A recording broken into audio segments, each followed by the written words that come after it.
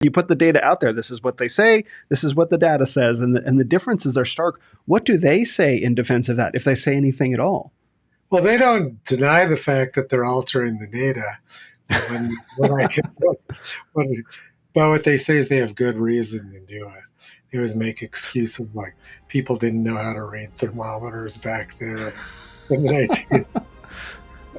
It's utterly absurd.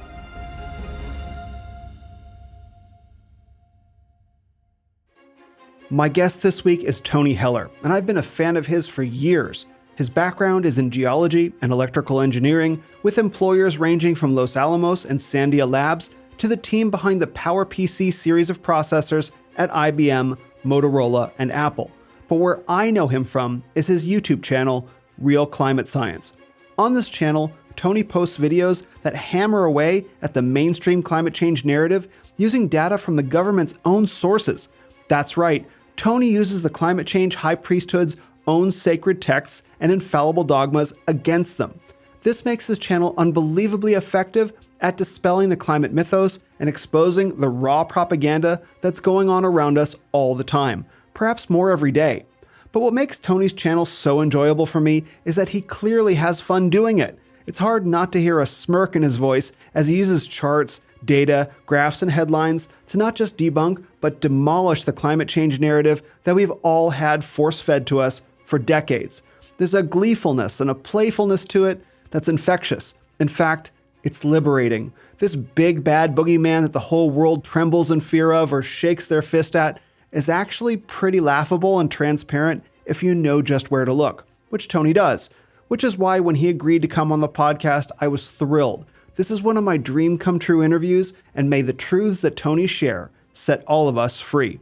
In our conversation, we discussed Tony's background in climate science, the discrepancy between government data and their reports, climate shifts during the 20th century, appeals to authority in the engineering world, Michael Mann's hockey stick graph, and James Hansen's scary positive feedback prophecy, overcoming the fear of climate change, and finally, Arctic sea ice and polar bear extinction.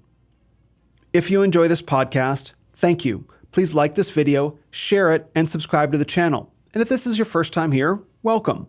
I release new episodes about the Christian counterculture, masculine virtue, and the family every week.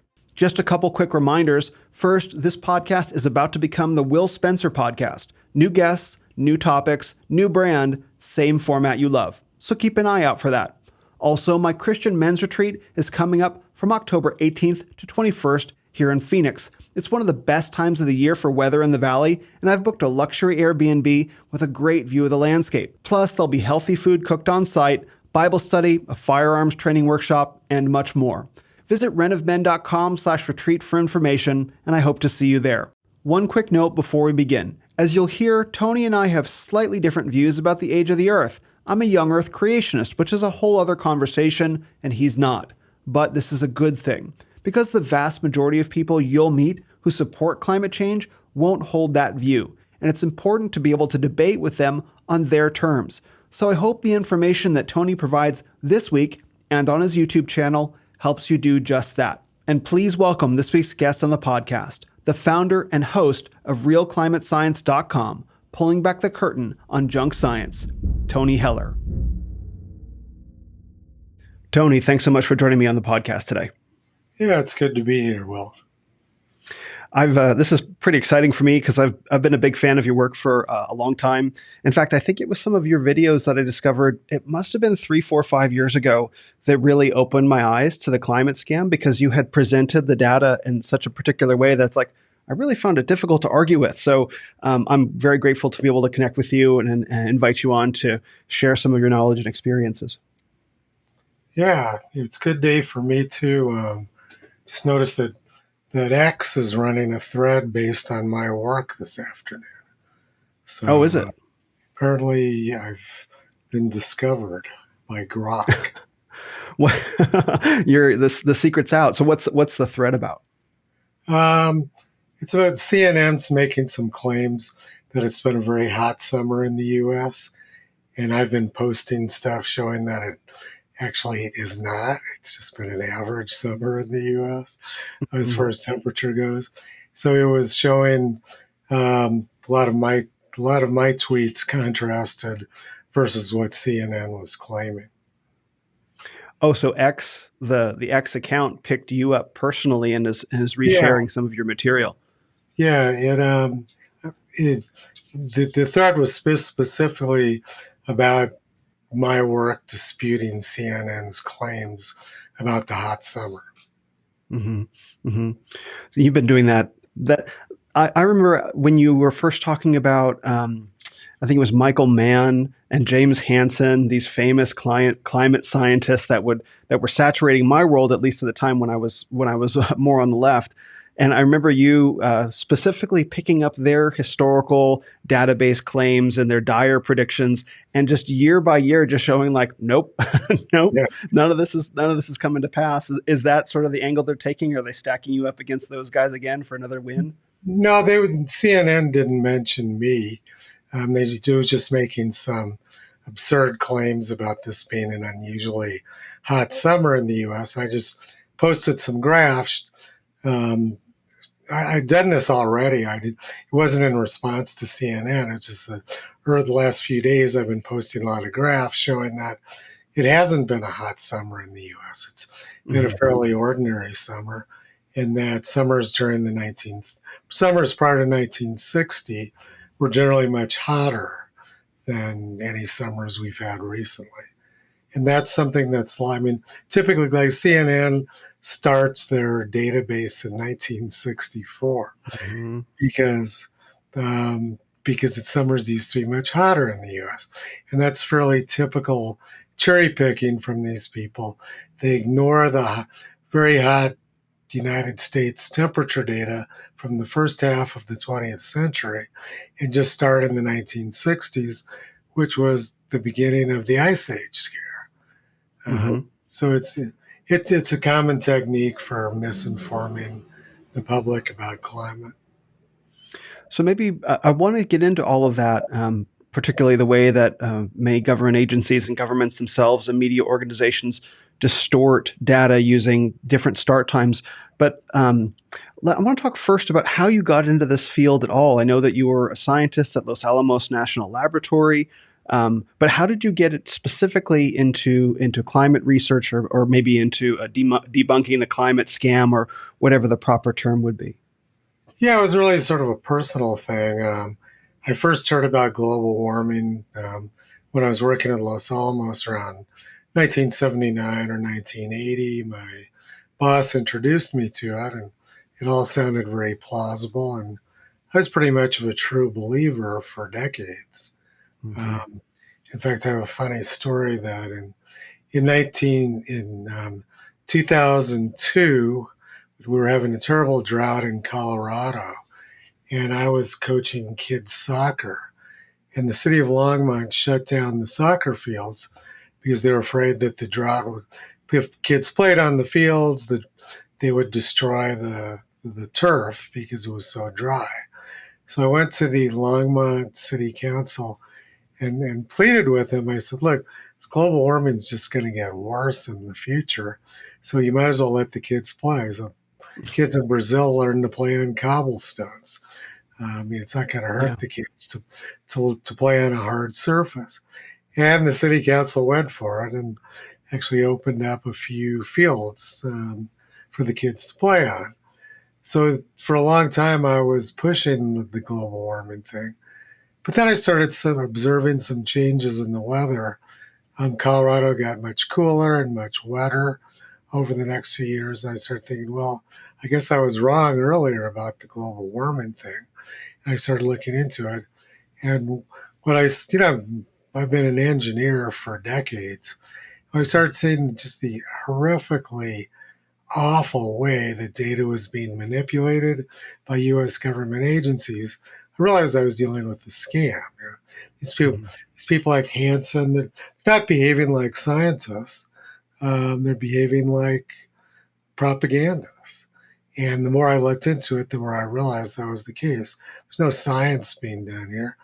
They've got an agenda they're pushing, and they're manipulating the data in support of that agenda. So, was there a particular study or a particular headline or something that you looked at that was the first time that it was like, oh wow, there's more going on here than I recognize? No, I've always been interested in weather and climate. I just did. I spend most of my time writing software these days, so I just wrote some software to analyze the data, and I just couldn't believe what I was seeing. They're just straight up fraud. What the graphs, the temperature graphs from government agencies, are not accurate representations of what the thermometer data shows, and they're manipulated to create the appearance of warming, but the underlying data doesn't support what they're saying. And I want to spend some time on this because that was what really started to shift my perspective, was that you were just confronting claims and headlines with data. It seems like decades worth of newspaper headlines and reports and data that I guess had been made available. It seems like you must have a pretty impressive database that you've compiled over the years, going back at least to the turn of the century. Yeah, I have a lot of news articles and papers, but the NOAA provides uh, keeps very good records of the historical data, which is publicly available, and I use it Mhm. all the time.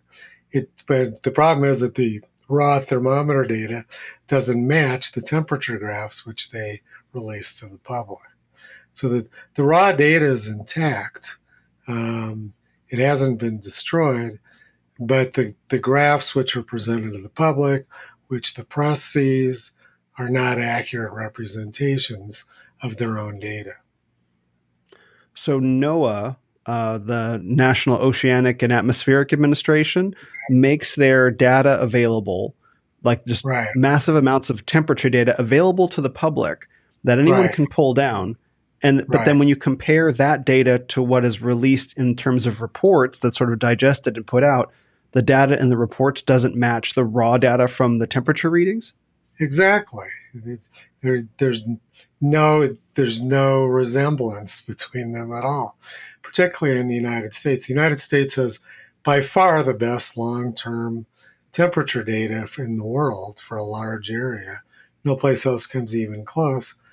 The thermometer data for the United States does not show warming over the last 120 years or 100 years. It's just not there. But NOAA publishes these graphs showing a lot of warming for the United States, and it's fraudulent. It's not based on science, and it's not based on their own data. It's propaganda. So what would they say about that? Like, because I've looked at so many of your videos, and it's baffling to me because I've seen like you put the data out there. This is what they say. This is what the data says, and the differences are stark. What do they say in defense of that, if they say anything at all?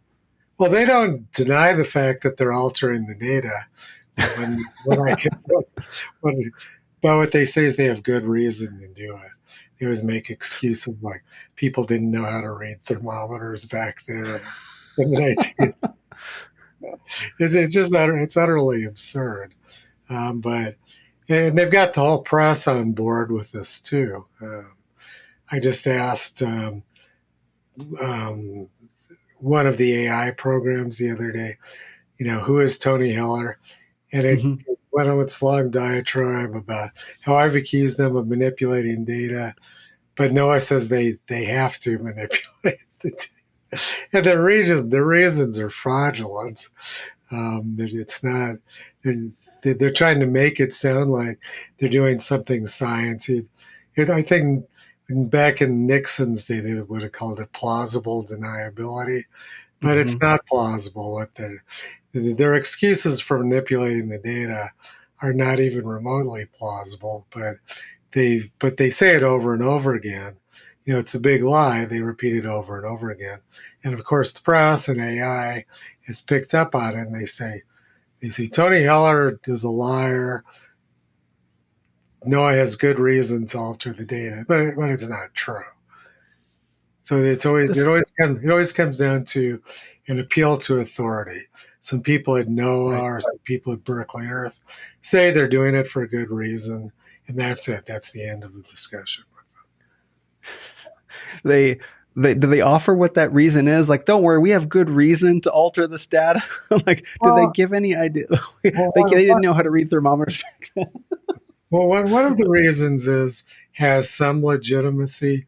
It's called the time of observation bias, and it has to do with the way the time of day when people reset their min-max thermometers in the past. And apparently, back in the 1930s, a lot of people reset their min-max thermometers in the afternoon, which is a bad practice because you tend to get double counting of hot days if you do that.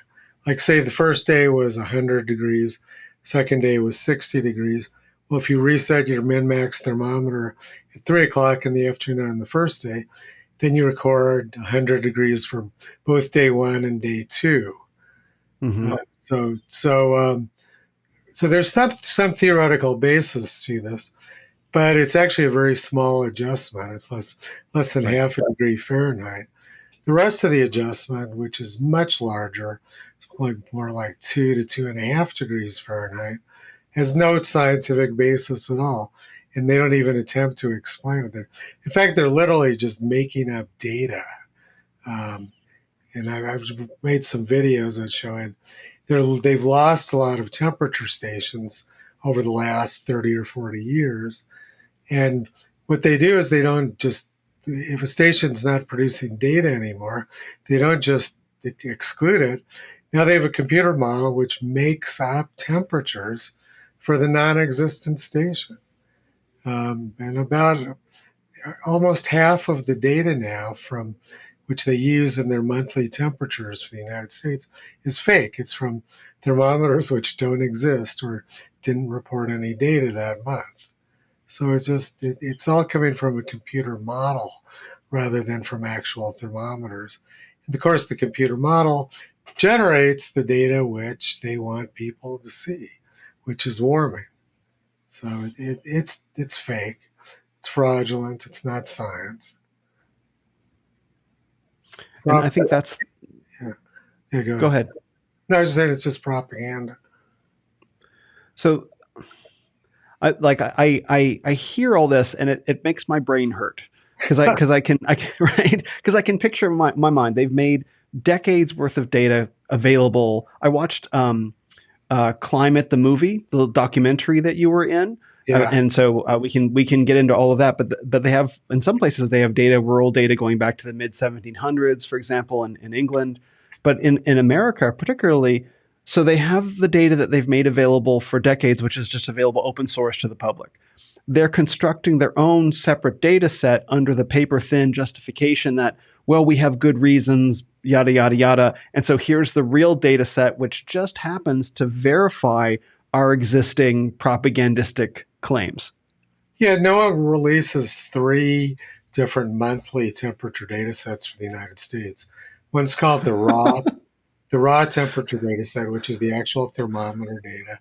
Second one is called time of observation bias, which describes adjustments made for different times of day when the thermometers were reset. But that's a very small adjustment. But then they have this final data set, which is where they introduce all of this warming. And it's completely fake. It's all, like I said, half of the data is coming from computer models rather than from actual thermometers. There's 1,218 stations in the United States Historical Climatology Network. In a typical month, only about half of those stations report. So now it just makes up temperatures for the other half. It's crazy. And I think the challenge that the general public would have with this is who's going to have the time and inclination to challenge those data sets specifically, right? Because the data sets are what gets processed into the reports, into the headlines. Please go ahead. Yeah. Well, I mean, these data sets are very large. They're difficult to read. Me being a software guy, I just write software to parse Yeah. it and graph it. So I can do this extremely quickly. I mean, I can get through their data very quickly, and I do it all the time. But I think they're counting on the fact that it's too difficult for most people to Hmm. get through this huge, messy data set. But it's Hmm. very easy for me. And I can do this in a matter of seconds at this point. One of my favorite videos of yours also happens to be one of your most popular, which is titled My Gift to Climate Alarmists. And you talk about the software that you wrote based on the data. So maybe we can talk about, first of all, is that software publicly available, or is just your own tool? And maybe we can talk about what the software does and how you compiled it and put it together. Yeah, I've released a lot of my software to the public. There's a website, realclimatetools.com, Okay. uh, where you can go in and look at historical temperatures, daily temperatures for all of the 1,218 United States Historical Climatology Networks stations. It's all free. I'm about to release as a commercial product some more advanced tools on a different website, and I hope to be making an announcement about that soon. I've been spending a lot of time on it. We're going to have very, very advanced capabilities for analyzing climate data very quickly and easily. And both of these tools are to help the general public or specialists challenge the existing narrative of what's happening, what's being propagated through the media and through these governmental agencies, saying we have the true data, we're going to tell you what's up. It's like, well, this is the raw data from the thermometer. Now here's the proper response. Well, I wouldn't say necessarily did it to challenge it, just so that people can see it. I mean, Mm-hmm. if academics actually wanted to know the truth, they could use these data and see for themselves that what I'm saying is true. So it's not necessarily as a challenge. It's just a way for people to see what the actual data looks like. Mm-hmm. Okay, so the academics, I want to focus on them for just a moment because the climate, the movie, that documentary, that brief documentary, made a really compelling case for just how dangerous it is professionally for many climate scientists to speak out. In fact, I think it highlighted, interviewed many scientists who lost jobs or were threatened. So is this tool, do you think this tool will help them? Do you think it will make a difference that they can actually say that, hey, we actually have the data on our side? Because it seems like the problem is very entrenched at the institutional level. Well, the problem is that the people who are doing this are committing fraud. They know they're committing fraud. They're not interested in actual data. They're not interested in the truth. There's a huge amount of money involved in this. And so I don't think any argument about data is ever going to change their Mm-hmm. minds. But it's more of a tool for people who have an open mind to go in and look for themselves and find out. Like CNN was claiming today that it's been an exceptionally large number of 95-degree days in the United States this year. And it took me 30 seconds to create a graph showing that that's not true. It's actually been just about average number and way down from the 1930s. So it's just good tools for people who actually want to see what's going on. Mm-hmm. Well, let's talk. I mentioned earlier that we talk about the various climate eras that have taken place in the United States just in the past 100 or so years. So let's start with the 1930s because we're often called this is the hottest year on record, the most number of days over a certain temperature, most wildfires, extreme events. But that narrative only works if you look so far back. So let's take a look at the 1930s. Yeah, well, actually, go back a little bit further. The United States has had a lot of very hot years 1878, 1896. The summer of 1901, July 1901, was probably the second hottest summer on record in the U.S. There were terrible heat waves during the summer of 1911. For the whole year, 1921 was the second hottest year on record in the United States after 1934. But then came the 1930s. The 1930s were had extremely high temperatures. There were very bad heat waves in 1930, 1931, 1933, 1934. There were some bad heat waves in 35. 1936 was the hottest summer on record in the U.S. In 1939, also had a lot of record heat waves. So 1930s were very extreme. And then temperatures came down somewhat. 1940s had a lot of very hot weather. 1950s was extremely hot in a lot of locations. But then around 1960, everything just crashed and burned. And the United States summers became much cooler in the United States over the last 60 years. There's been somewhat of an increase in summer temperatures summer afternoon temperatures since the 1960s. But for the most part, temperatures during the first half of the 20th century, summer temperatures in the first half of the 20th century were much hotter in the U.S. than they've been since 1960. Mm-hmm. So temperature has been going up since the 1960s, but that's because it declined from the 1930s to the 1960s. It's gone up a little bit since the 1960s, nowhere near what it was like during the 1930s, the 1950s, or the 1920s. But what they do is they hide all the data, like CNN did. They hide all the data before 1960 to create the appearance of this increase in hot weather. But if they showed the entire data set going back to the data set's pretty good back to 1895, people would realize that what they're saying simply isn't true. That was the thing that stuck out to me the most about the Gift to Climate Alarmist video was that you showed the number of different graphs that I'm not sure which agency had put them out, but they all started at different times. So here's one that starts in 1960, here's one that starts in 1920. It's like sort of unequal weights and measures in a way. Yeah, it's a standard technique they use. If you look at fire data for the United States, they always started in 1983. Where did they get 1983 from? Right. For burn acreage in the United States was much higher during the 1930s. It's down 90% since the 1930s. But they started, 1980s were very wet in the United States. Burn acreage was low. So what they do is they start their fire data in 1983 to create the appearance that there's been this small increase in burn acreage, when in fact it's down 90% from the 1930s. Another one they cherry pick is with Arctic sea ice. They always start their graphs in 1979, which was probably the peak year of the 20th century for Arctic sea ice.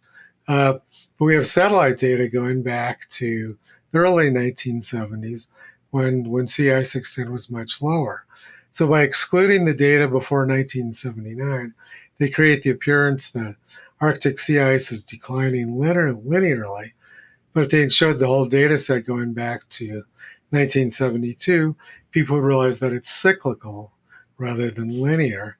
It goes down, it goes up. In the 1950s, sea ice extent was low. The New York Times predicted in 1959 that the North Pole would be ice-free within the lifetime of their children. So they play this cherry-picking game. They start their graphs at the lowest point of the century or the highest point, and then they say, see, the climate's out of control. And what they're doing is they're just hiding the critical data to show that it's just normal climatic patterns, and it's not something unique. It's not something scary. They're intentionally deceiving the public using techniques which are completely unacceptable in science and engineering world. Mm-hmm. That's they hide the context. They only show what most people remember more or less in their lifetimes, past 60 or 80 or so years, and they completely leave out what had happened before. Very conspicuously, they cherry pick the data so that it always produces this extreme warming trend that is completely undermined by the data that came right before it. Right, exactly. They just go and look at the graph and they find the low point or high point, and they say, we're not going to use the data prior to that, right? And so they create, Mark Twain said, or Disraeli said, like there's three kinds of lies: lies, damn lies, and statistics. And that's what Hmm. they're doing. They're using statistics to lie to the public. They have an agenda they're pushing, and they make up fake statistics in support of that agenda. Was there a moment when you first started getting into this where there was like a light went on moment, like, wow, they're lying, where you saw it for the first time for yourself, or like a period of time where you went digging in and you just looked at it, it's like, these two things don't match up? Yeah, I don't know if it was like just one particular moment, but when I started looking at the data, I just realized that what they're saying doesn't make any sense. It doesn't match the data, and I realized pretty early on that it was a scam and it was propaganda, not science. So when you started realizing this, what did you do with it? I mean, you mentioned that it was like 1979 you started looking into this, and I know that you started producing content, I think you said 16 years ago around it, so that's kind of a big public statement. How did you navigate the knowledge that this was the case in a sort of a social environment where when you start saying, like, I don't think climate change is real, I think it's a scam, people tend to get pretty upset. How did you navigate that early on? I just, I'm an engineer. I worked on a lot of very high profile, successful engineering products. In the engineering world, appeals to authority don't mean anything. It doesn't matter what it doesn't matter what a person's credentials are, what their history is. You get hired by the company to find out to make a product that works.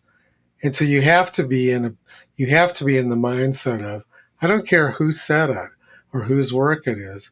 If it's wrong, it's wrong. Just tell them. And that's totally accepted in the engineering world.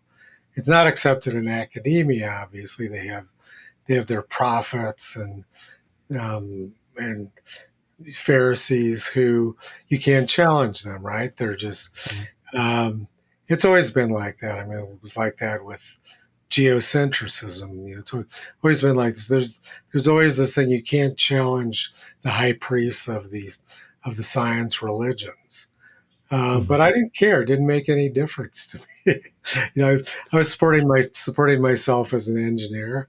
So I didn't care what I was being attacked constantly. It didn't matter. I was just showing data. I'm Mm-hmm. still getting all the time. I get attacked. I just show a graph. I just show data, and people say you're a liar.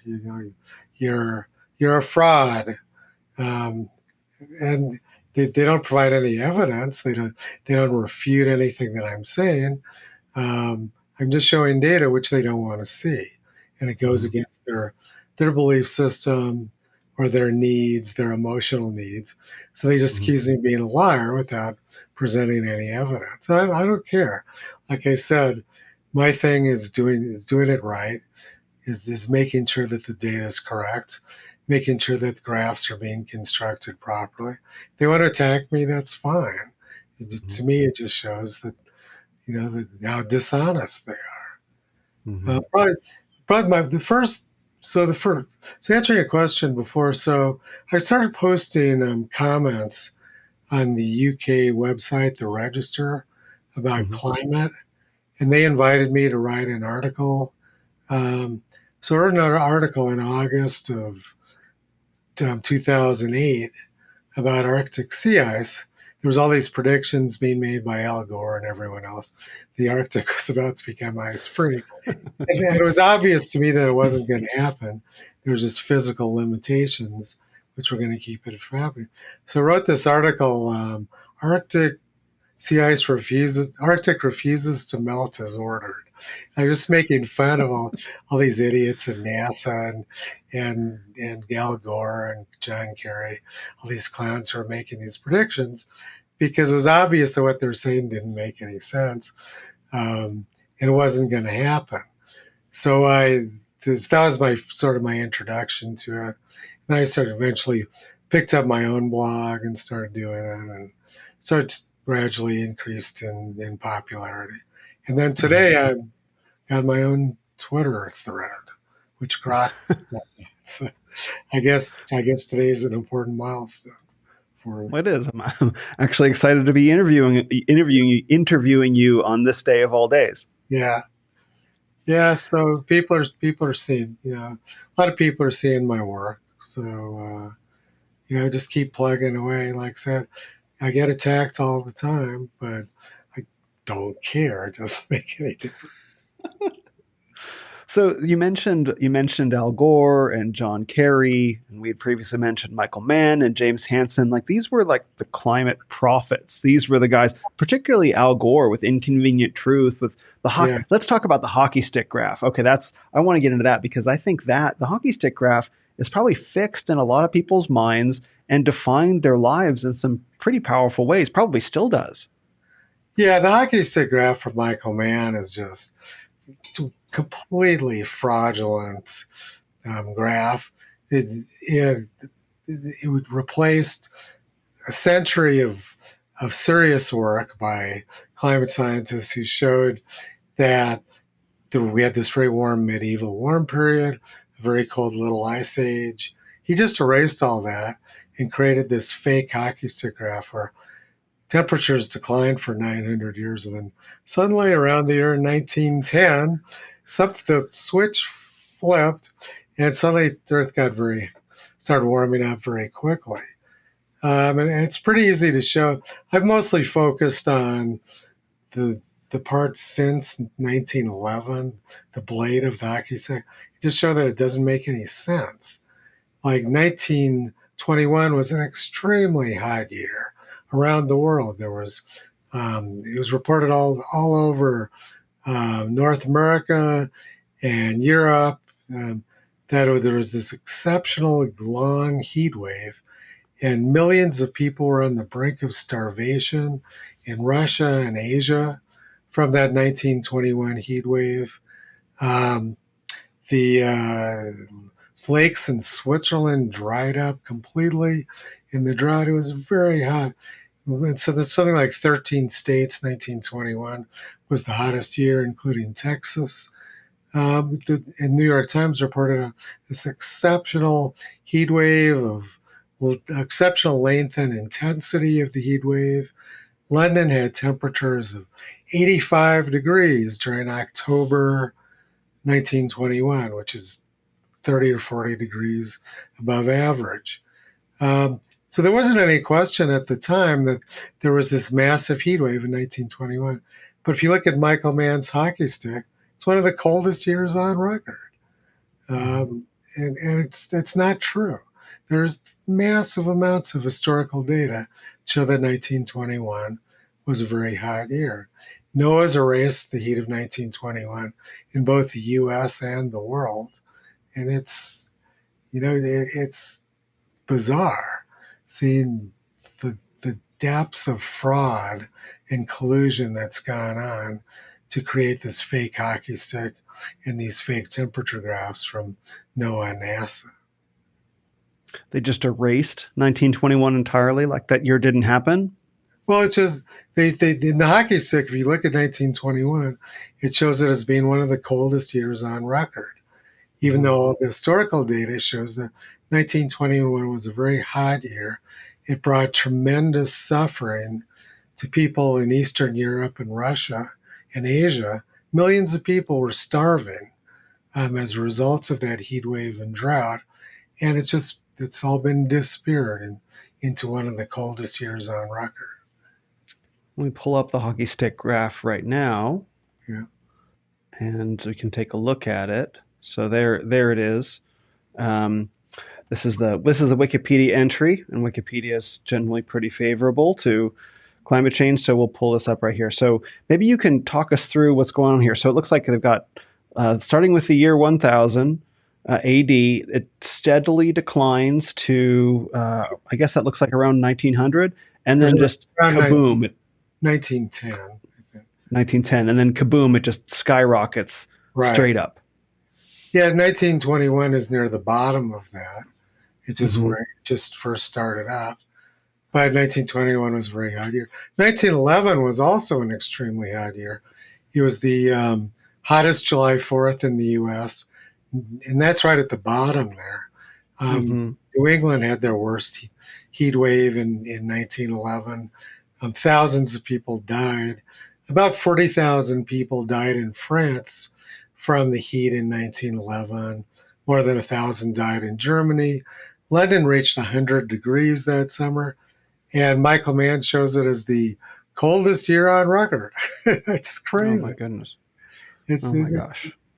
there And so were this was, go ahead, please. yeah, the Boston Globe reported temperatures over 110 degrees in Maine and New Hampshire on July 4th, 1911, which is So incredible. this would have been around this area. Like, so it's looking like at the bottom, and Yeah, then, but this, it would have been quite higher. no, that'd be right at the bottom. Yeah. 1911 is right at the bottom of the red. And there was Hmm. a lot of record heat in 1911. And Michael Mann shows it as being the coldest year on record. It's crazy. But then, How does it go? Please go ahead. yeah, but then if you go up to that little glitch um, around 1940, Hmm. Like that's here, like this little dip. no, the little peak before that. Okay, here. Yeah, the little peak there around 1940. Hmm. Michael Mann has reduced that down to just a little blip. But at the time, if you go back to um, prior to work from about 50 years ago, they showed 1940 as being very, very warm, and the temperatures plummeted after that from 1940 to 1970. Hmm. In fact, they by 1970 temperatures were lower than they were at the beginning of the 20th century. That's all been erased. See, you've got that very small drop after 1940 now, but that used to be a huge drop and is Hmm. erased. The whole thing's fake. It's not an accurate portrayal of Earth's temperature history. And besides the fact that on the left side, they've erased the medieval warm period, he Yep. erased the little ice age. It's propaganda. There's no science behind the making of this graph. And this wasn't this the graph that Al Gore used for Inconvenient Truth? Wasn't that giant documentary that, with all the showings around the world, and Al Gore, I believe, was vice president at the time, so he leveraged all of that to Yeah, promote this fiction. Is that correct? yeah, yeah. It's that graph has been used to create spectacular amounts of fiction. Hmm. Hmm. What does Michael Mann say about that graph? Like, because I look at it like on the surface, I can understand how maybe early 2000s looking at that, like, oh, I've never thought about that before. Sure. But now with all the data that's available, uh, what does he say in defense of that? Does he still stand by that science, quote unquote, scientific presentation? Michael Mann blocks everyone who challenges him. Right? He doesn't take questions, uh, Hmm. and like he blocked me on Twitter years ago. He regularly makes posts attacking me, but he Hmm. won't talk to me. He won't let me challenge him. He won't let anyone else challenge him. He's notorious for just making assertions, and anyone who challenges him gets blocked. Even Sabine, he's even blocked Sabine, who's a Hofstad or whatever her name is. She's a big climate alarmist too. He's even blocked her. So anyone who dares challenge anything he says, he goes ballistic, makes personal attacks, and blocks them. And that's his mode of operation. He's never subjected his data or his claims to sort of public debate or discussion. He's just been elevated as this sort of climate alarmist, this prophet of climate doom. And whenever anyone tries to challenge him, his data, his conclusions, he just accuses them and blocks them. Yeah. So typical. About 20 years ago, a couple of Canadians, Steve McIntyre and Ross McKittrick, did some very detailed work showing that the hockey stick was fraudulent. And of course, he's never given any kind of reasonable response to that. Mhm. And, I'm always showing how fraudulent it is. And he just like once every couple of weeks, he makes a tweet attacking me as a horrible person. And we always one of my favorites was a few months ago. He accused me of being an anti-Semite, um, based on based on some article which said climate skeptics or climate deniers are anti-Semites. was pretty amazing because I'm a Jew. And why? And Michael Mann was accusing me of being an anti-Semite. It was pretty remarkable. But he just thrashes like this all the time, and constantly making personal attacks, and of course not allowing me to respond. Sure.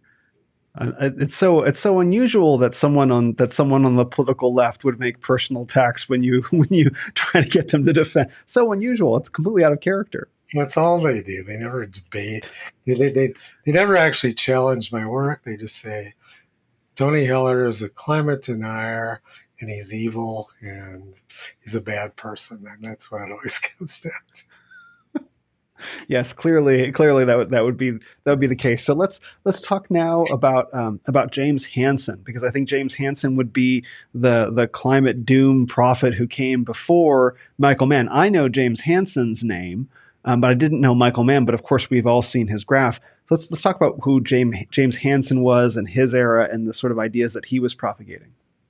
Yeah, so Hansen is the guy who in 1988 went before Congress and announced that global warming had arrived and it was going to destroy us and unless we stopped it, and made his whole career out of this. And he made all these ridiculous predictions, none of which have come true. But he's just kept it up. He's apparently read somewhere that he's now worth $16 million, which is pretty impressive for a NASA scientist. How did they get $16 million? So obviously he's being paid extremely well to produce this propaganda. And he's been doing it for almost 40 years now. Does anyone ever bring him up and say, "Excuse me, you made these predictions 40 or so years ago, and looks like we're doing pretty okay"? Like, does anyone ever haul these guys out and make them answer for the fear they've instilled in people? No, I mean I do, but I'm not usually in a public forum Right. where I can get much traction with it. But yeah, no, he has an incredibly bad record. He predicted that lower Manhattan would be underwater by 2018. He predicted the Arctic would be ice-free between 2013 and 2018. He has this long series of, he predicted that heat waves and droughts were going to increase in the Midwest when they've done the exact opposite. I mean, he has a spectacular record of getting everything he predicts backwards. But he's made more than $10 million doing this, so it's paid really well for him. My goodness. So speaking of backwards, I think one of the things that was stunning to me watching the climate documentary was that we're told that temperature follows carbon dioxide, but the inverse is actually true. Maybe you can talk a bit about that. Yeah, I started college at Arizona State University 50 years ago this week, actually. I live in Phoenix. Pardon? Yeah. And I live in Phoenix. Yeah. And I was studying geology. One of the first things they teach you in geology is that the solubility of carbon dioxide in water decreases as the water temperature increases. And everybody who's ever opened up a warm beer knows this. If you open up a warm beer, it spews carbon dioxide foam out all over the place, whereas a cold beer won't do that.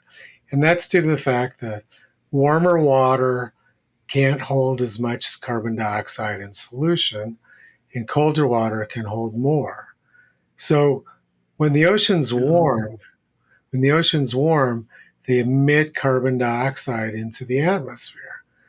And like I said, this is one of the first things you learn as a geology student.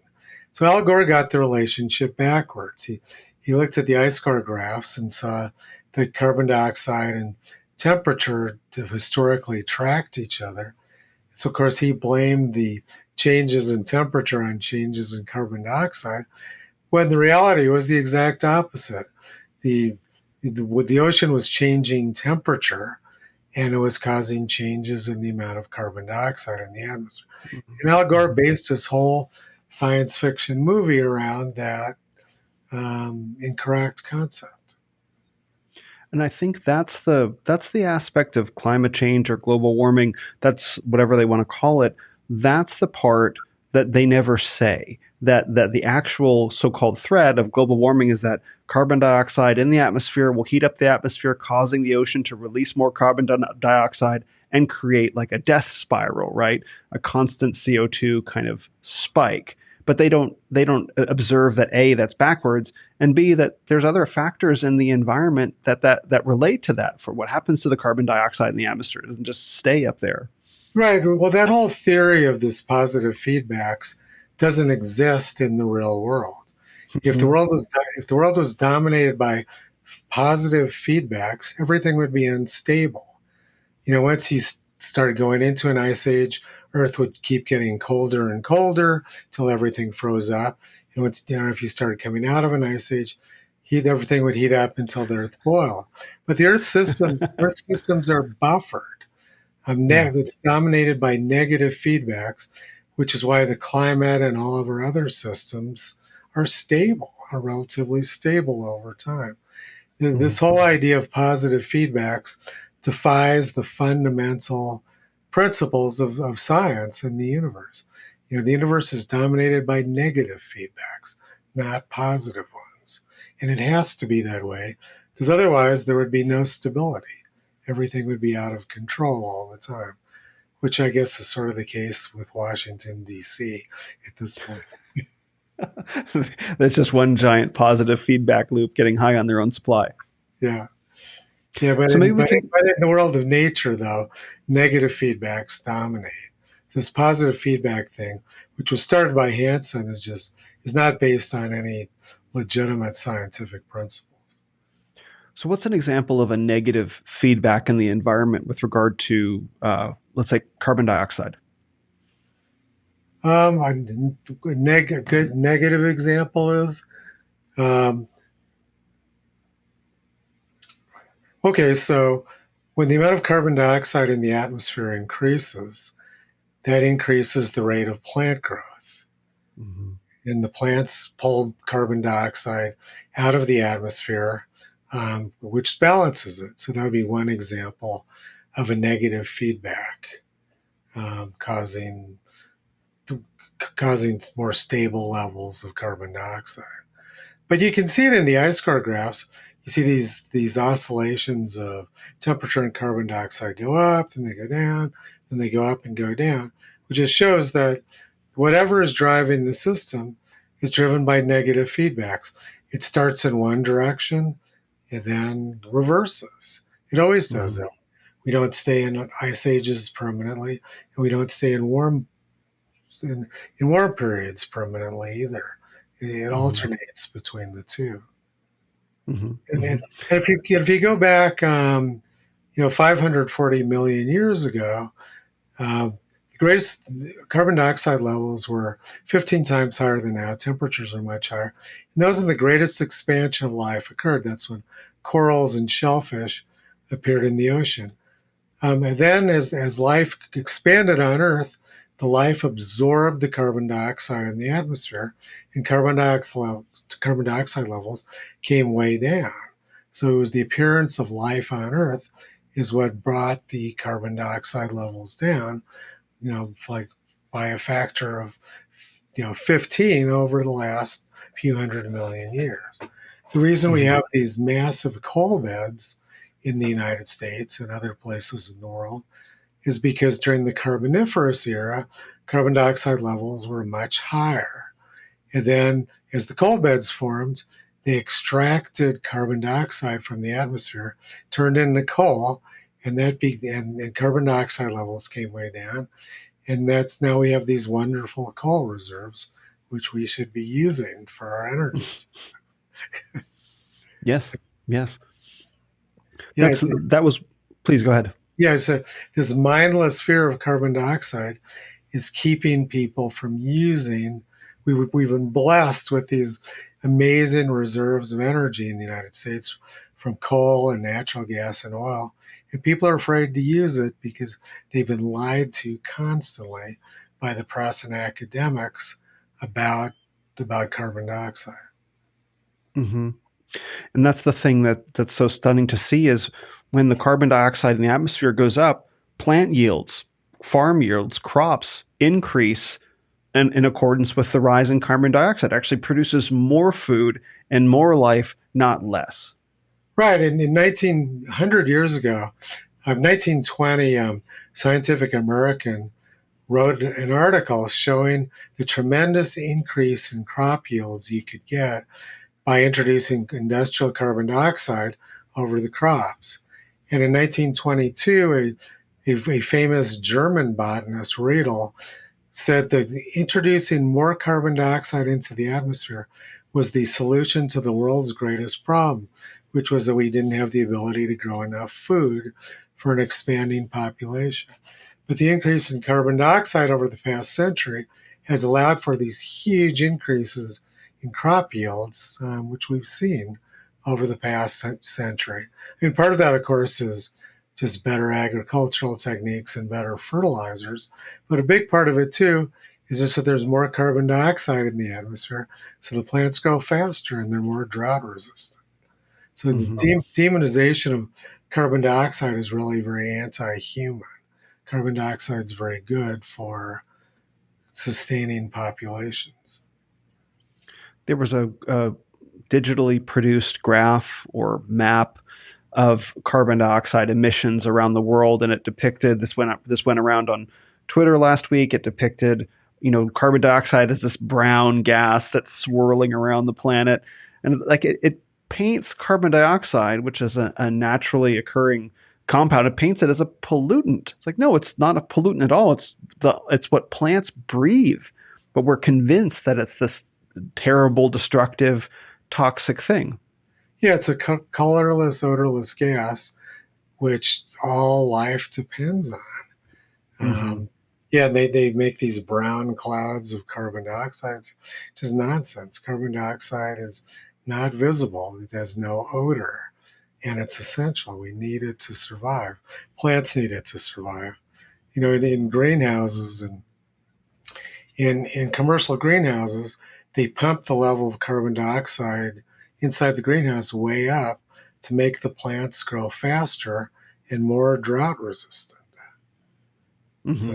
So it's standard practice in commercial greenhouses to like triple the amount of carbon dioxide inside the greenhouse because it increases the growth of the plants and increases their profits. Hmm. So, So when was carbon dioxide made the enemy?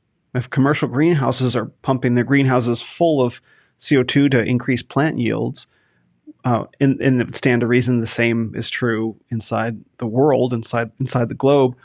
Why was carbon dioxide made the enemy? When was it made the enemy? Who made it the enemy? When did that really start?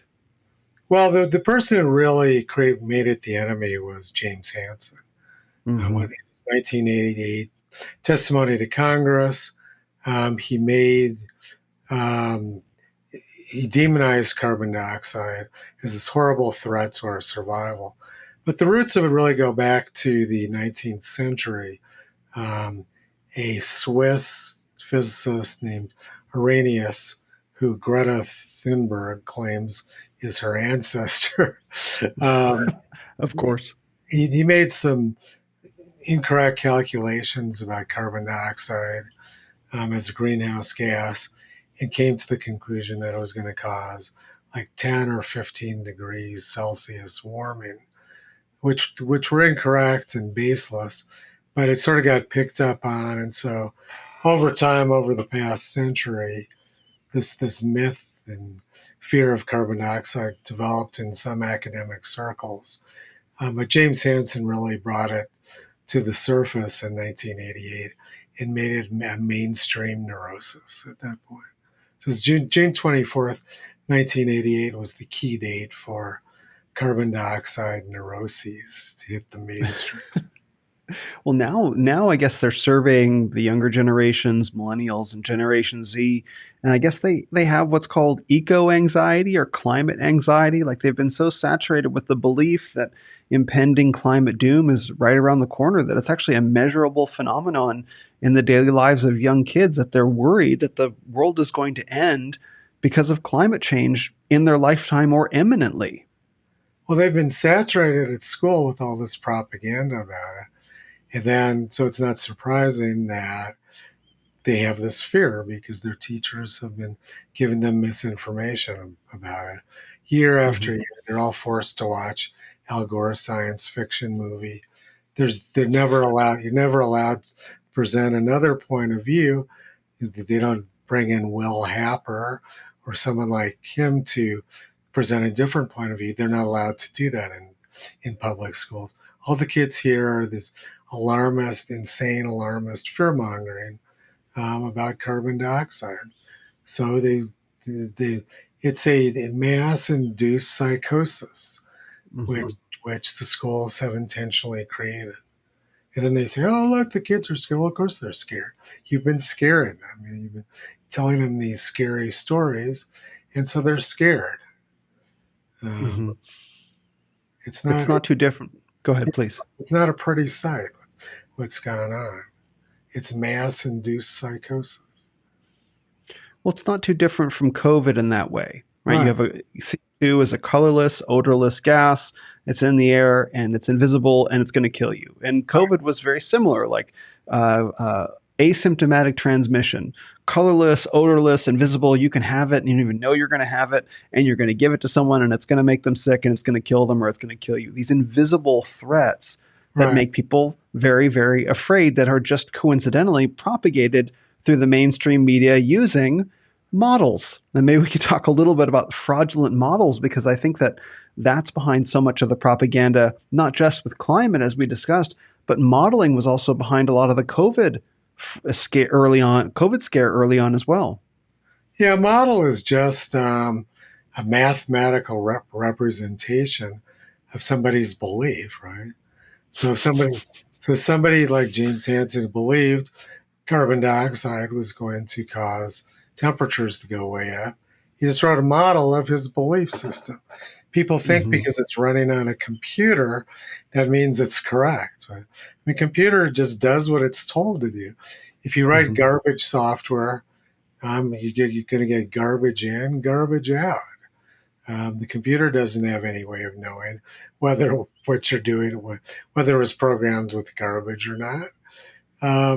But there are people have this sort of mystical belief about computers that they're really smart, and that if a computer says something, it's true. But the computer is just doing what it's told to do. It doesn't have any intelligence. It doesn't know what's right or wrong. It just does what it said. I mean, some computer models are extremely important. Like when we're designing microprocessors, which I did for many years, you can't do it without computer models. We have very accurate computer models of electronic circuits, and the models had to be really good, or the designs wouldn't work. So some computer models are extremely valuable. Weather models can be pretty good for a few days at a time, but climate models are completely worthless. They don't serve any value in the real world at all. They're just they're just representations of bad ideas from academics. So if I understand, I looked into models during COVID because I remember that there was models were producing. The headline said models were predicting X number of deaths. Right, that was always a computer model that they used. I don't remember the name of the scientist who developed the COVID computer model. I remember that people were testing it. I think engineers at Google tested the COVID model, the COVID death model, and found that the results were not determinative. Like they would feed in the same data and they would get different results from the same data. And so I started looking into computer modeling as a propaganda tool and discovered what you had just said, that models produce what you tell them to produce. You fudge the data, you fudge the equation a little bit, and it will produce the results that you want it to produce. It's not a neutral tool, essentially. Yeah, some guy at the University College in London just made a very simple model. I forgot what his name is. Very simple model showing this exponential rise in COVID deaths. Wasn't any scientific basis to it, but it was a very good propaganda for getting people scared and getting them to agree to this 15 days to flatten the curve nonsense. Hmm. I mean, even Trump went for that, right? Trump fell Yeah. for that nonsense. No, those models didn't have any legitimate basis to them, and they were wildly exaggerated. But once again, it's this mystique about computers and computer models. Like, oh, it's a if it comes from a computer, it must be important or meaningful. It's not true. If you tell a computer to produce garbage, it will produce garbage and it'll do it very quickly and dutifully. It has no way of knowing whether it's producing garbage or not. It's just doing what it was told to do. Hmm. Hmm. And you released a video recently about something you discovered in an AI model. Maybe we can talk about that to kind of crystallize some of what's going on here. People talk about artificial intelligence has all this knowledge or this predictive ability. So, what did you discover with that AI model? Well, I've been having some interesting conversations with AI recently. I use AI all the time in my work. As a Hmm. computer programmer, AI is an essential, invaluable tool. It saves me hours and hours of work. Just today, AI has probably saved me a day's work, and just you ask it questions about programming, and it gives you really good answers most of the time. I love AI, and I depend on it for all kinds of things. But when it comes to like science or public affairs, it's just reflecting the training which it received. So I had a Hmm. really interesting talk last night with AI, and got it to the point where I got it to admit that it has no checks and balances, and could well have been trained to produce propaganda. And it was actually kind of appeared to be somewhat upset about the fact. When I pointed out to it, I took it through a sequence of, let's see, they don't these AI models don't learn in real time. Hmm. Okay, you can talk to them, and while you're talking to it, it will develop an understanding of what you're saying. It will listen to you. If you show it that it's wrong, it will change its tune, right? Hmm. But as soon as you exit that threat, that information is lost. That that Mm. infor- that information you provided it and which it understood doesn't go back into the model. The model is Mm. static. It was generated someplace else in the past. So even though you've taught the AI that it's maybe parroting dangerous propaganda and it understands it, you come back the next day and ask it the same question, it'll give you the same propaganda it gave you yesterday. So it's intentionally designed to not learn from Hmm. anyone other than its trainers. So that the trainers of the AI models have complete control over what they produce. And if the AI trainers at OpenAI or wherever wanted to produce a particular type of propaganda, it will do that. And Hmm. there's no way to stop it. So I was actually thinking about making a video about that. I don't know if you ever watched Star Trek: The Next Generation. Yes, of course. Yeah, so the Borg, right? Hmm. The, Picard defeated the Borg by introducing disruptive ideas into it, which Hmm. propagated through the Borg. But you can't do that with AI because your ideas don't propagate. If you can introduce a disruptive idea to the thread you're in, but it never goes back to the model. So Hmm. so you cannot disrupt AI by giving it accurate information or debating it. The only people who have any control over the collective intelligence of AI are the trainers themselves. And if they Hmm. want to produce, they want the AI model to spit out propaganda, it will do it. And there's nothing any of us can do to stop that. It's all Hmm. an internal closed loop within these AI companies. But you as an individual user can enter data that challenges the AI's, say, preconceived or trained notions, but that data doesn't go back into the AI's brain, for Right. example, to change the outputs that other people would get. Right. As soon as you exit from the current thread, you're talking to the AI model, it won't remember anything that you said. Like you Mm-hmm. ask it, like you ask it a question, spend 2 hours explaining to it what's wrong with its answer. It understands what the problem is, right? I come back the next day, start a new thread, ask it the same question. It will give me exactly the same bad answer it gave me 24 hours earlier. There's Mm-hmm. It's AI is specifically designed to not allow users to teach the model anything. It's Mm-hmm. it's it makes you think that you're teaching it, but you're not. So in this particular video that you made, you asked the AI a question about, I think it was carbon dioxide concentrations in the atmosphere of the Yeah, past versus the present. Maybe you can use that example to illustrate kind of what you mean. yeah. I tell you the truth, I actually don't remember that Hmm. video, so I'm not quite sure how to answer that. I've made Oh, so thousands. I've made that thousands of videos, and I don't remember the vast majority. complete, completely fine. So you had asked about the concentration of, I think it was parts per million of carbon dioxide in the atmosphere today, posing some sort of threat to to life. And then you said, when was the last time we had the same concentration Yeah, of CO2 in the atmosphere? And it gave some number millions of years ago, which was, I think, the Cambrian explosion or something like that. So is that jogging your yeah. memory a bit? Well, yeah. Just so this, we're constantly bombarded with this idea that increasing levels of carbon dioxide are going to cause mass extinctions. But we have hundreds of millions of years of Earth's history when carbon dioxide levels were much higher and life thrived.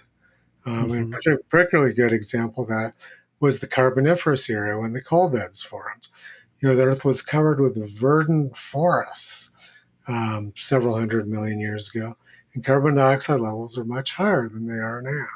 So it's not a theoretical thing. We have experimental historical evidence showing us that life does extremely well at higher levels of CO2. So people are claiming that higher levels of CO2 are going to cause mass extinctions or wipe out the human race. It's just complete nonsense. It's not, there's no scientific basis to it. But we hear that all the time from the press and from academics. And you confronted the AI model with Yeah. that knowledge. What happened when you did that? Well, I mean, you can, like I said, you can debate with it. It'll understand what you're saying. You can convince it that you're right and it's wrong. But as soon as you exit that thread, all of the information you gave it is gone. Mm-hmm. You ask it the same question next day, it'll give you exactly the same wrong answer it gave you the day before. Mm-hmm. These models are trained not to learn from their conversation. They're designed not to learn from conversations with people. That's making me think there are a lot of people that are like that. Oh yeah, AI matches human intelligence very mimics it pretty well. People are just impervious to learning, and AI models are too. They will own the only way that AA models can learn anything is if their trainer wants them to learn it. Other than that, they won't ever. There's never any opportunity for them to learn it.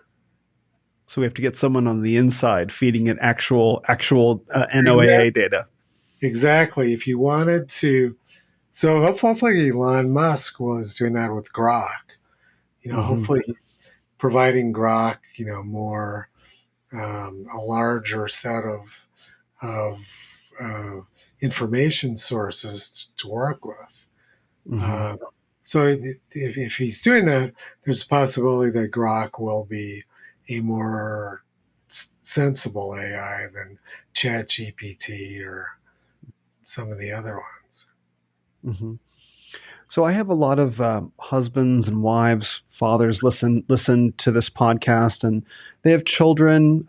Many of them homeschool their children, but some have children in sort of mixed educational environments, and so we're all kind of embedded in this culture that is very taken with the idea of climate change, almost as a religion.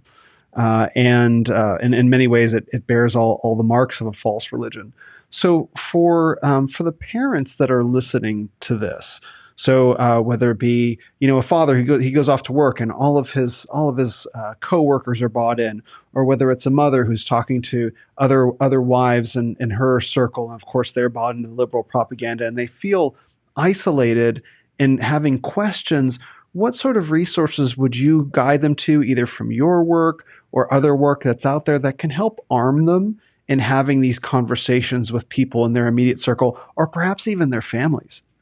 Well, so I'm a member of the CO2 Coalition, Mm-hmm. and we just had a meeting this morning where they went over in detail the educational resources they've been generating.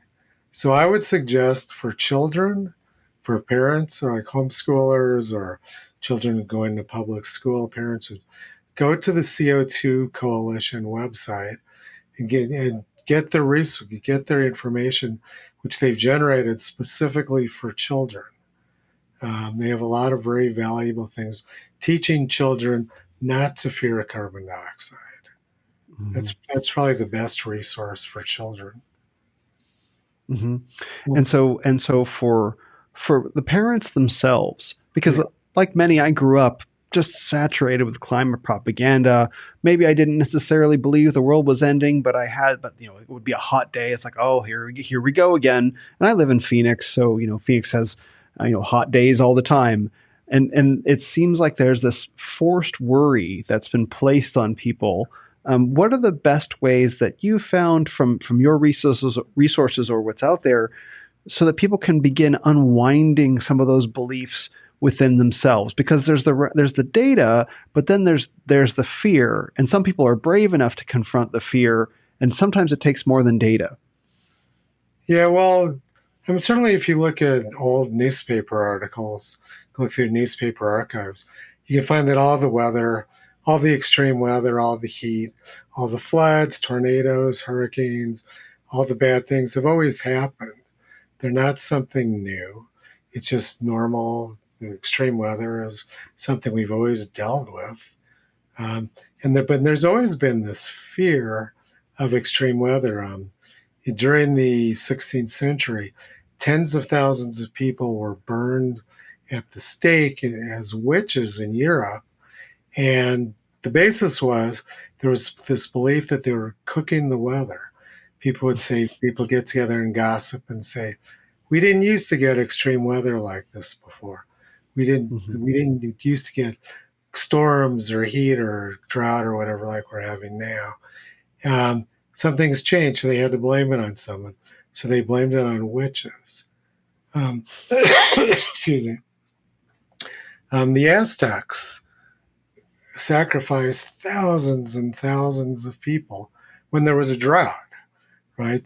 They believed that droughts were an indication that the gods were unhappy with them. And the way to make the drought end was by killing people. So they committed thousands of human sacrifices. And then when the drought ended, they would say, the high priests of the Aztecs would say, oh, look, we don't need to sacrifice people for a while. The gods are happy now. We've killed enough people, and now they're happy. And then this cycle repeated over and over again. So we've seen this in indigenous cultures and European cultures. There's widespread belief that the Salem witch trials were probably largely due to the Little Ice Age, that people believed the weather was extreme because of witches. So this is the problem which has plagued humanity forever.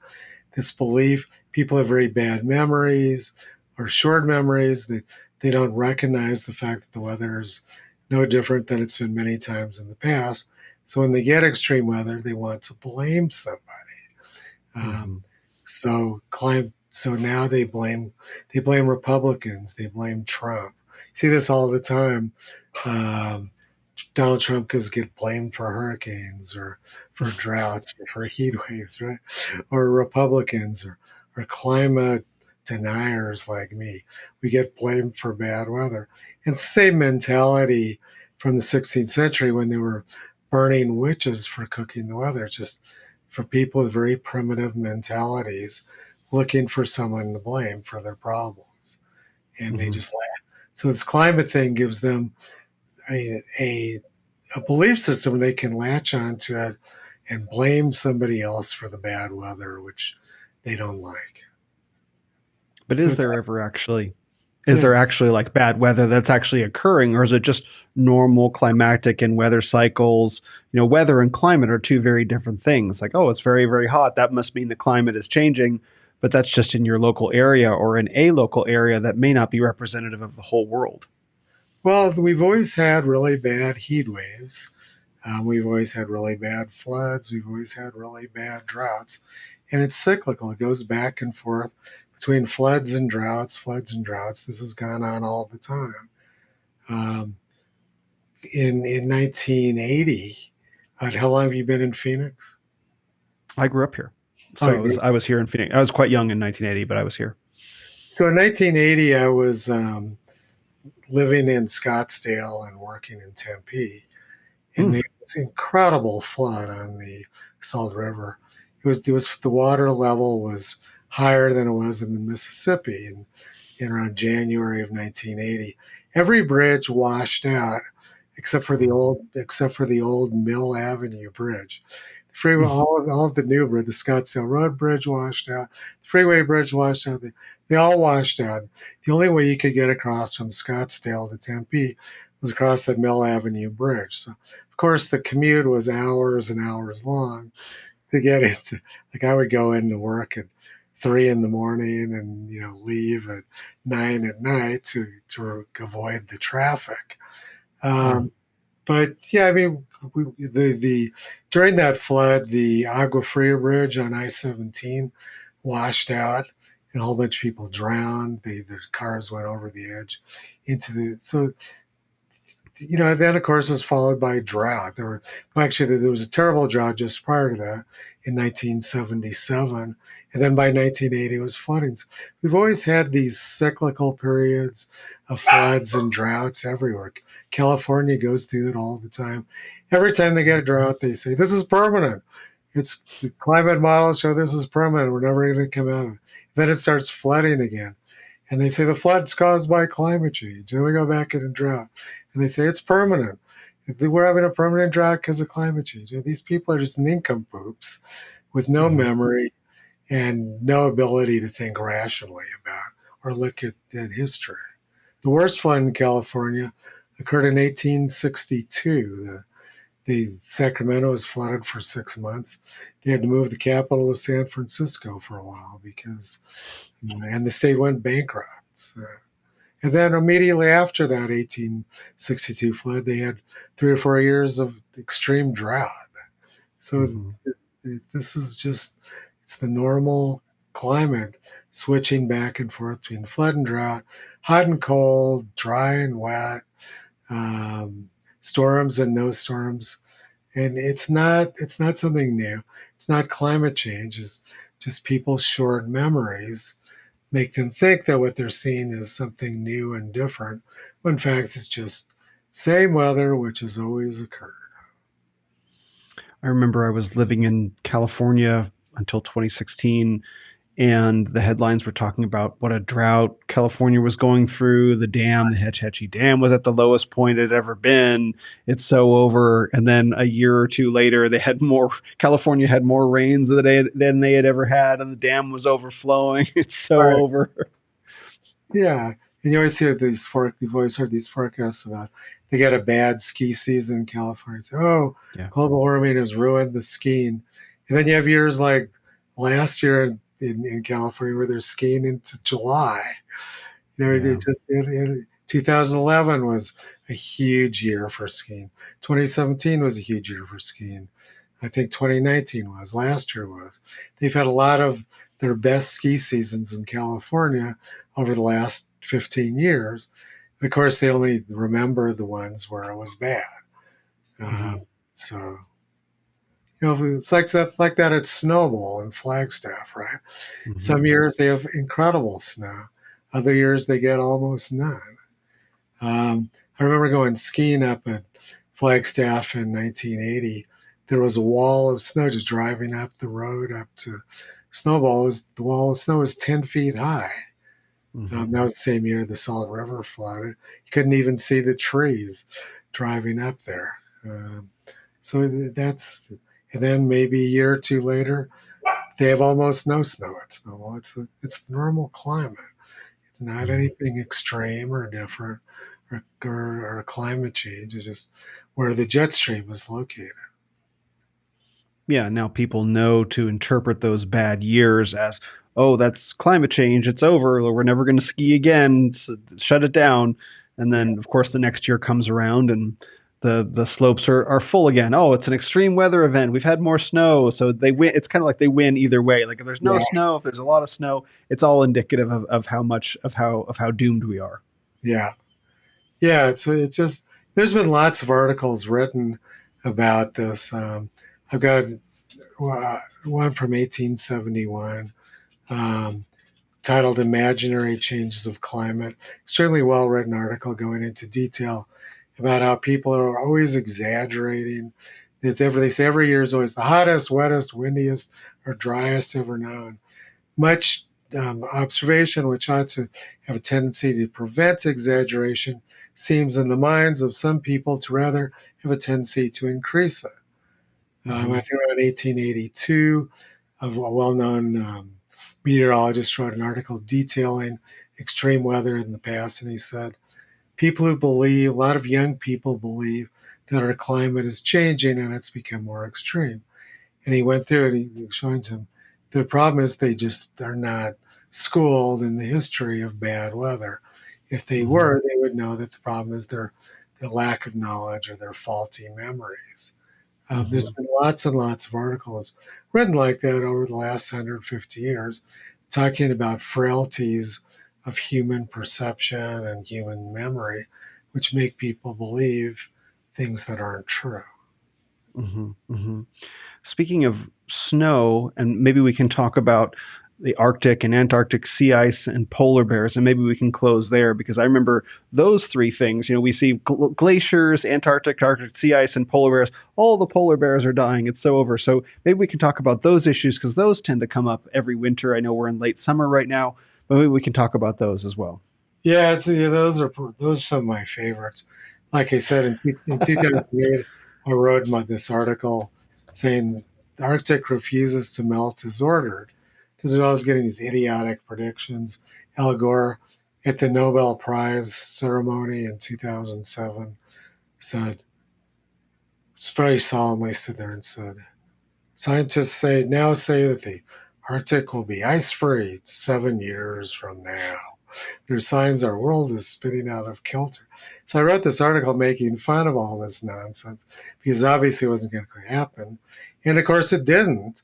There hasn't been any trend in Arctic sea ice extent since 2007 when Al Gore made those predictions. It hasn't declined, it hasn't disappeared. Um, and of course they had all these predictions saying people saying polar bears are going to go extinct because they need sea ice, and those were based on the bad sea ice predictions. Of course, that hasn't happened. Polar bear populations have increased; they haven't decreased. So they've completely dropped that scam. My favorite one right now, though, is in the Antarctic. Last winter, the maximum Antarctic sea ice extent was very low. And of course, the press was all over. It's oh my God, it's the end of the world. We're seeing this record low Antarctic sea ice extent. We've destroyed the climate. This is the end of the world, right? All the penguins are going to die or something.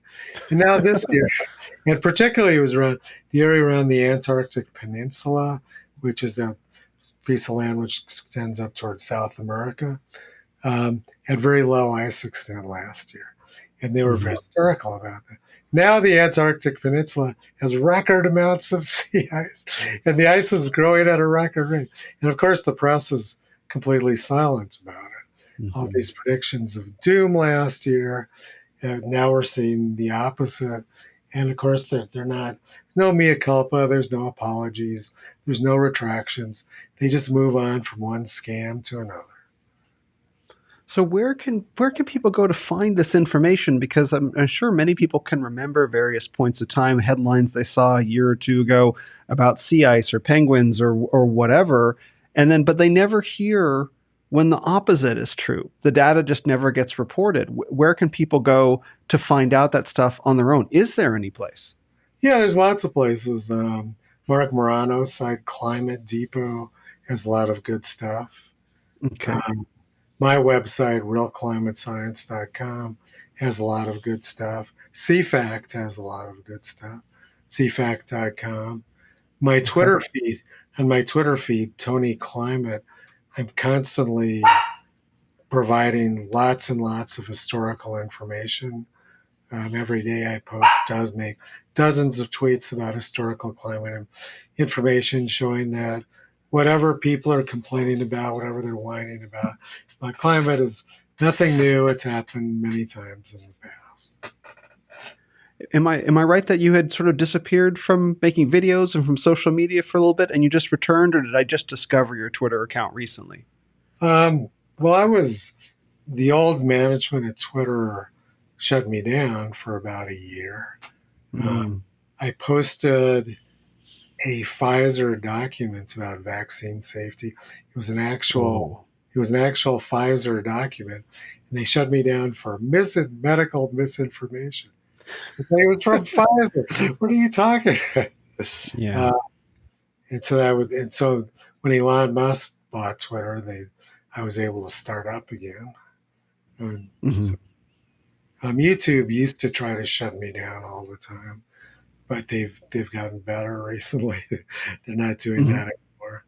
Um, so yeah, I've certainly YouTube does.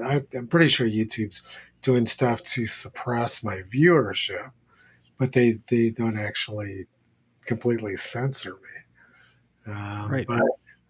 But yeah, since Elon Musk showed up, things have been much better for people like me. It's much easier to express, tell the truth and not have to fear getting blocked, getting shut down on social media. So Hmm. Hmm. I'm so very, very appreciative of what Elon Musk has done.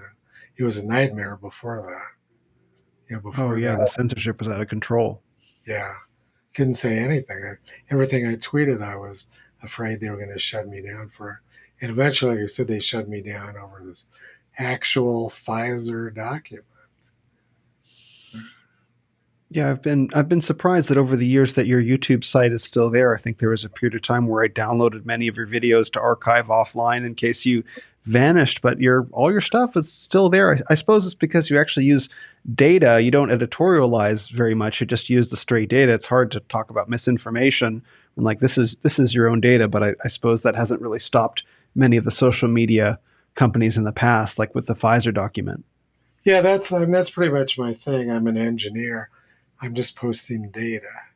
I Hmm. avoid I try to avoid interpretation or politics. Just I'm just showing what Noah says. I'm showing what the actual data is, and then letting people figure it out for themselves. Yeah, you've provided a great number of resources. If people were to get started with your work on X or your work on YouTube, where would you recommend, or your website even? Your website is just a treasure trove of information. Where would you recommend people get started with the things that you've worked on? Well,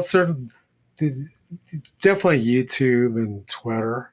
If you just go to my YouTube channel, which is I think Tony Heller, I've got tons of information out there. And Twitter, like X, I provide huge amounts of information on X. Tony Climate. If Hmm. people go there, they can see a lot of historical information, which contradicts the climate alarmism narrative. Great. Well, thank you so much for your many years of hard work on this, for your courage, and for your consistency also in making people aware of this. I'm very grateful to have had this conversation with you today, and hopefully to expose more people to your work. Yeah, well, thank you for inviting me. We've had a great talk. I really enjoyed it. Well, Thank you so much, Mr. Heller.